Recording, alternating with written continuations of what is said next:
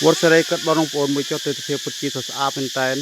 ការរៀបចំតុបតែងពោពេញទៅដោយទេពកោសល្យយ៉ាងខ្ពស់បងប្អូនមួយចុះមើលទិភាពពិតជាស្អាតណាស់បងប្អូនអើយអញ្ចឹងបើសិនជាបានឃើញវីដេអូនេះហើយសូមចុច like ចុច share អ្នកមួយផងដើម្បីទទួលបាននូវសេចក្តីសុខសេចក្តីចម្រើននៅក្នុងក្រុមគ្រួសារនិងមានអាយុយូរអង្វែង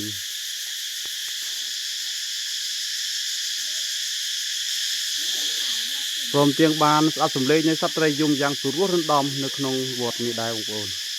មើលចុះការរៀបចំពុតជាស្អាតមែនតែន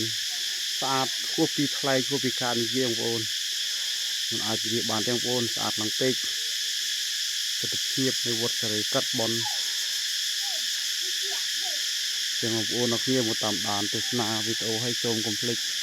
ចុច like ចុច share ដល់គ្នាផងមើលចុះបងប្អូនអើយការរៀបចំពុតជាស្អាតខ្លាំងណាស់ដើមឈើមលុបត្រជាក់ទៅឈឹងទីចៃ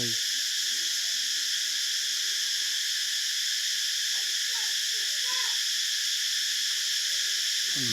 ស្អាតមែនតើបងប្អូនទាំងការបានឆ្លងកាត់នឹងភាពថតវីដេអូដើម្បីទៅចំណេញបងប្អូនអរគ្នាមកតាមដានទស្សនាពិតជាការកំសាន្តអារម្មណ៍ហើយខាងនេះវិញបងប្អូននេះគឺជាដើមមាស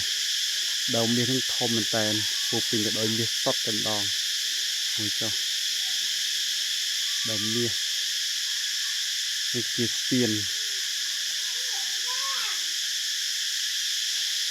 តំណឹងទេថែមទាំងរៀបចំតុអង្គុយទៀតសម្រាប់បងប្អូនអរគ្នាមកពីចម្ងាយអាចមកអង្គុយលេងដើម្បីសរសើរភាពខ្យល់អាកាសធាតុបរិសុទ្ធបានបងប្អូនឧបករណ៍បុរាណខ្មែររបស់យើង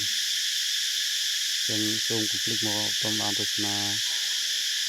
នៃ channel YouTube នេះផងនេះស្អាតបែបបងប្អូនស្អាតបែបជូតស្អាតមែនតើគុណគោនេះព្រះគោព្រះកែវបងប្អូនចាស្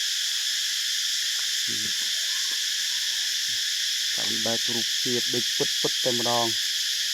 គំនូស្អាតណាស់ហើយមិនងាយបានឃើញទេបងប្អូនអញ្ចឹងជិតពេលក្នុងកាត់ហើយជាតិថតដើម្បីចែករំលែក